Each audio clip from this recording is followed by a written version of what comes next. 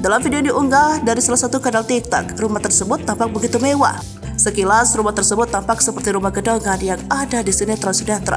Desainnya klasik, khas milik para old money. Dengan potret demikian, pemilik akun tersebut syok dan heran lantaran rumah tersebut dialihfungsikan sebagai tempat jos.